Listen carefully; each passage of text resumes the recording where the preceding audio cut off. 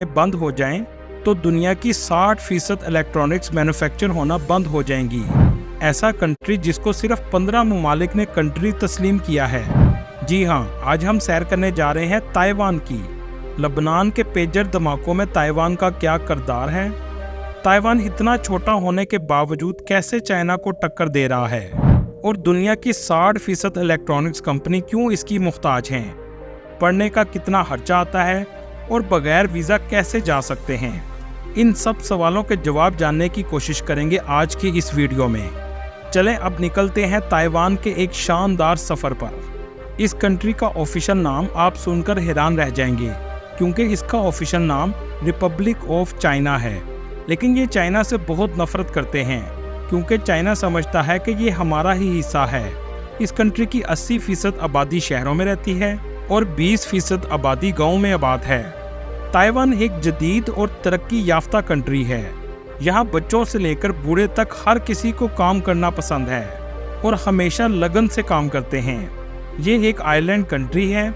इस कंट्री का कुल रकबा 35,808 मुरब्बा किलोमीटर है, जो रकबे के लिहाज से दुनिया के 139वें नंबर पर आता है। इस कंट्री की कुल आबादी 2 करोड़ 34 लाख के करीब है, जो आबादी के लिहाज से दुनिया के 17वें नंबर पर आता है।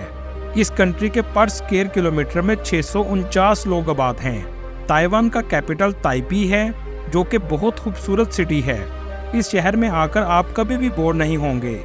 यहाँ जदीद इंफ्रास्ट्रक्चर और जदीद लाइफस्टाइल टूरिस्ट को अपनी तरफ खींचता है। इस शहर की नाइट लाइफ भी बहुत फेमस है।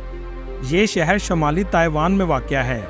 ये इस कंट्री का इक़्तिसादी, सियासी और सकाफती मरकज़ भी है। ताइपी में मौजूद ताइपी 101 ये शहर की सबसे बुलंद इमारत है। एक ज़माने में ये दुनिया की सबसे बड़ी बिल्डिंग भी थी। इस कंट्री के लोग बहुत मददगार और मिलनसाज होते हैं, यहाँ तक कि ये कभी भी किसी को इनकार नहीं करते। ताइवान दुनिया भर में अपनी बेहतरीन चाय की वजह से भी बहुत फेमस है, जिसकी तारीख 150 साल से भी ज़्यादा है। इस चाय का नाम ओलोंग है, जो इनकी सकाफत का हिस्सा है। ताइवान का ट्रांसपोर्ट सिस्टम भी बहुत जदीद है, जिसमें मेट्रो, हाई स्पीड रेल और बस सर्विस शामिल है, जो सफ़र को आसान बना देती है। इस कंट्री में बोले जाने वाली ज़ुबान मैंड्रान चीनी है, जो 84% लोग बोलते हैं, लेकिन इसके अलावा दीगर ज़ुबानें भी बोली जाती हैं। ताइवान की मईशत दुनिया की अमीर तरीन मईशतों में आती है। ताइवान की GDP पर कैपिटा 40,000 अमेरिकी डॉलर है। मतलब यहाँ के लोग सालाना पाकिस्तानी 1 करोड़ 12 लाख रुपए कमाते हैं, और इसी वजह से ये दुनिया के अमीर तरीन ममालिक में 30वें नंबर पर आता है। जबकि खुशहाल जिंदगी गुजारने के लिहाज से ये दुनिया के 20वें नंबर पर आता है। ताइवान की GDP 830 बिलियन डॉलर है, जो दुनिया की 20वीं बड़ी मईशत है। दोस्तों, क्या आप जानते हैं दुनिया में सबसे ज़्यादा सेमीकंडक्टर मैन्युफैक्चरिंग की कंपनीज भी ताइवान में मौजूद हैं, जो पूरी दुनिया को चिप बना कर देती हैं। कुछ दिन पहले लबनान में पेजर्स ब्लास्ट हुए। इसका ताइवान से क्या ताल्लुक है? चले कुछ हकायक आपके सामने रखते हैं। 17 सितंबर 2024 दोपहर के तकरीबन 3 बजे लबनान में खौफ के बादल छा गए, जब एक साथ पेजर डिवाइसेस ब्लास्ट हो गईं। ये डिवाइसेस हिजबुल्लाह ग्रुप के मेंबर्स एक दूसरे से बात करने के लिए इस्तेमाल करते थे। इनका कहना था कि पेजर में एक मैसेज रिसीव हुआ और उसके साथ ही तमाम डिवाइसेस ब्लास्ट हो गईं। 12 लोग इस हादसे में मारे गए, 3000 से भी ज़्यादा लोग इसमें जख्मी हुए। अगले ही दिन हिजबुल्लाह के रेडियो सेट भी धमाके से फट पड़े। 3000 से ज़्यादा डिवाइसेस एक साथ ब्लास्ट हुई। ये महज एक इत्तेफाक नहीं हो सकता। ये तमाम डिवाइसेस ज़्यादातर इसराइल लबनान बॉर्डर के पास ब्लास्ट हुई। लेकिन सवाल पैदा होता है कि इतने सारे पेजर्स में ऐसा क्या था जो ब्लास्ट हो गए, और किसने लगाया? ब्लास्ट हुए पेजर्स के पीछे देखा गया कि गोल्ड अपोलो कंपनी का नाम लिखा था, जो कि ताइवान की बहुत बड़ी कंपनी है। लेकिन ताइवान की इस कंपनी का कहना है कि इन्होंने ये डिवाइसेस मैन्युफैक्चर ही नहीं की, बल्कि इन्होंने BAC कंसल्टेंट कंपनी को अपना नाम इस्तेमाल करने की परमिशन दी थी। अगर इन डिवाइसेस में मैन्युफैक्चरिंग के दौरान ही इसमें ब्लास्ट सिस्टम लगाया गया, तो इसका मतलब कि इसकी प्लानिंग बहुत पहले से हो रही थी। जबकि हिजबुल्लाह का कहना है इन्होंने 5000 पेजर्स गोल्ड अपोलो कंपनी से 2024 के जनवरी में ऑर्डर किए, जो कि ताइवान की कंपनी है। जबकि गोल्ड अपोलो के ओनर का कहना है जो पेजर्स ब्लास्ट हुए इनकी मैन्युफैक्चरिंग हंगरी के कैपिटल बुडापेस्ट की कंपनी में हुई। गोल्ड अपोलो के ओनर का ये भी कहना है कि ये बुडापेस्ट की कंपनी 3 साल से हमारी पार्टनर है। हंगरी की ये कंपनी पेमेंट्स हमेशा मिडिल ईस्ट से बेचती है, जो कि एक हैरानकुन बात है। BAC की वेबसाइट से पता चलता है कि ये मेडिकल डिवाइसेस और रिफाइनरी पर भी काम करते हैं। जाहिर है ये इतनी बड़ी कंपनी है तो काफी बड़े पैमाने पर फैली होगी, लेकिन ऐसा नहीं है। जब इसके ऑफिस का बुडापेस्ट में विजिट किया गया तो ये एक छोटा सा घर था और इर्द गिर्द के घरों से पूछा गया तो कोई इस कंपनी के बारे में नहीं जानता था। ऐसा लग रहा है ये कंपनी किसी खास काम के लिए बनी थी। दिखाया कुछ जाता है और पीछे कुछ और है। लेकिन जब BAC कंसल्टिंग के ओनर से पूछा गया तो उन्होंने कहा कि वो गोल्ड अपोलो से काम तो करते हैं, लेकिन सिर्फ कमीशन के तौर पर। वो खुद पेजेस की मैन्युफैक्चरिंग नहीं करते। दूसरी तरफ लबनान में अगले ही दिन वॉकी टॉकी भी ब्लास्ट हुए, जो कि आइकॉन कंपनी के थे और ये कंपनी जापान की है। जबकि जापान की कंपनी का कहना है कि इस मॉडल के वॉकी टॉकी 2014 में ही बनाना बंद कर दिए थे।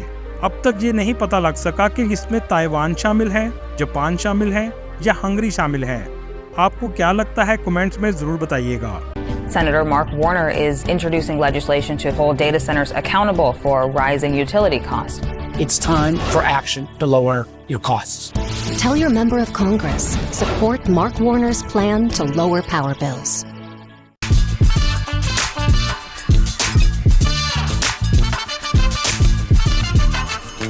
कमेंट्स में जरूर बताइएगा। दोस्तों, चाइना ताइवान को अपना सूबा समझता है, लेकिन ताइवान खुद को अलग आज़ाद रियासत समझता है।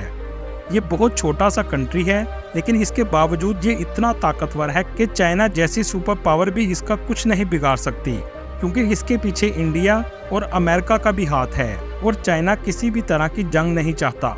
यहाँ जाने के लिए आपको वीज़े की भी ज़रूरत नहीं पड़ती।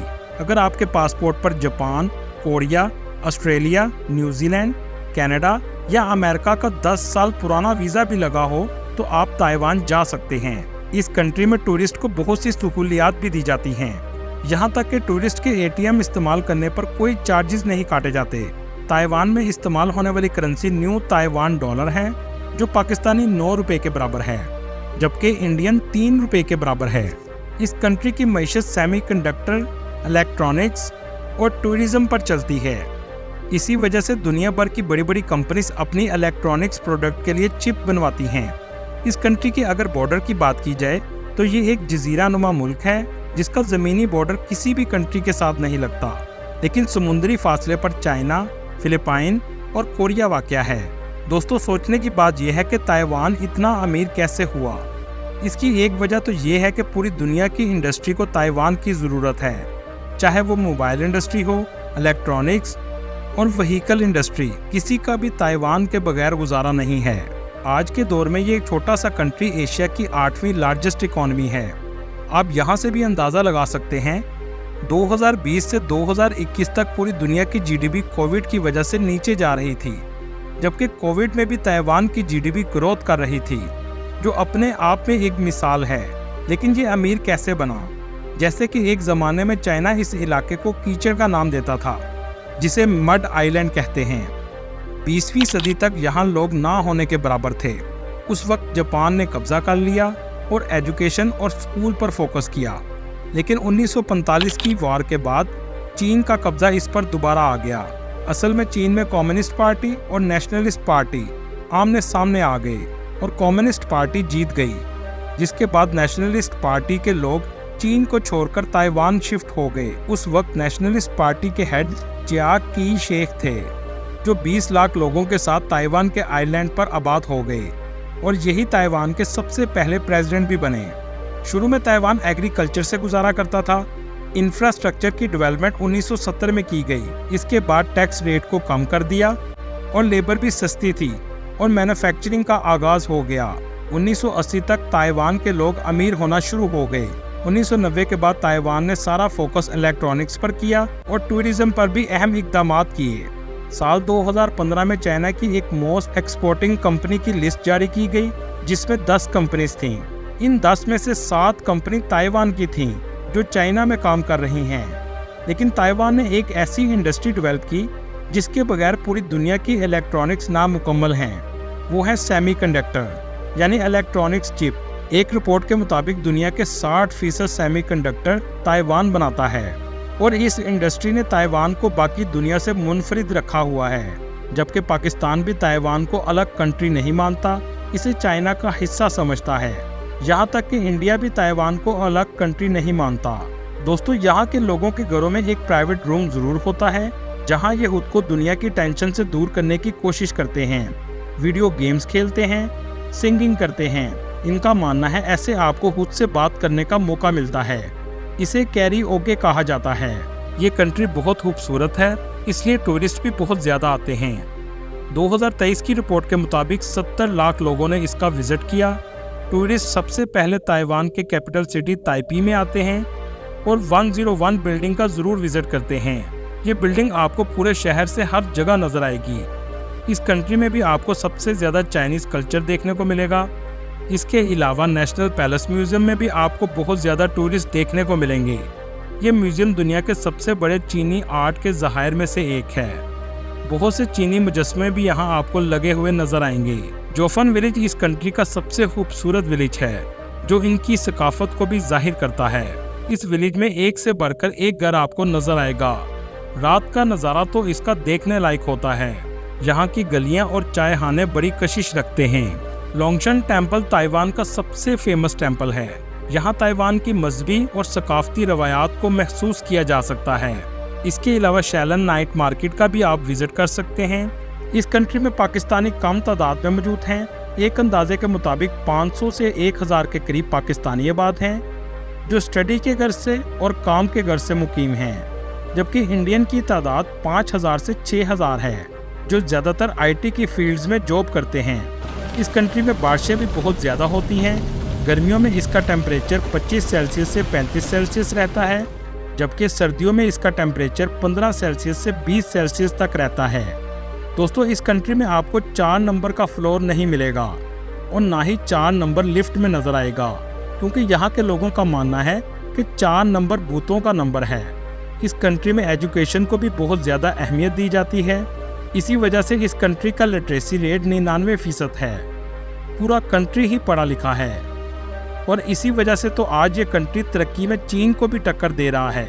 इस कंट्री में सबसे ज़्यादा साइंस एंड टेक्नोलॉजी पर तवज्जो दी जाती है और गवर्नमेंट भी एजुकेशन पर अपनी GDP का 5% तक खर्च करती है, जो तकरीबन $20 मिलियन बनते हैं।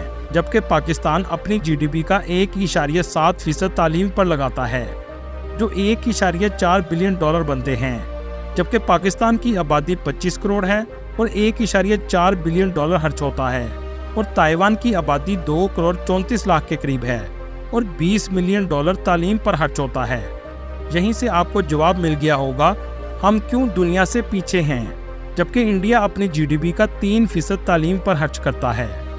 इस कंट्री की famous university National University of Taiwan, National Chiaotung University और नेशनल चिंग हो यूनिवर्सिटी शामिल हैं। गवर्नमेंट यूनिवर्सिटी में पढ़ने का खर्चा $3000 से $5000 सालाना है, जबकि प्राइवेट यूनिवर्सिटी में पढ़ने का खर्चा $5000 से $7000 सालाना है। इस कंट्री में पढ़ने का खर्चा दुनिया के दूसरे ममालिक की निस्बत काफ़ी कम है और इस कंट्री में रहने का खर्चा $500 से $1500 सालाना है और खाने पीने का खर्चा $500 माहाना है। अच्छी बात यह है कि आप इस कंट्री में स्कॉलरशिप भी हासिल कर सकते हैं। ऑफिशियल वेबसाइट का लिंक मैं आपको डिस्क्रिप्शन में मेंशन कर दूंगा, जिसमें आप 40,000 ताइवान डॉलर तक सेमेस्टर की स्कॉलरशिप और 15,000 से 20,000 ताइवान डॉलर तक रहने की स्कॉलरशिप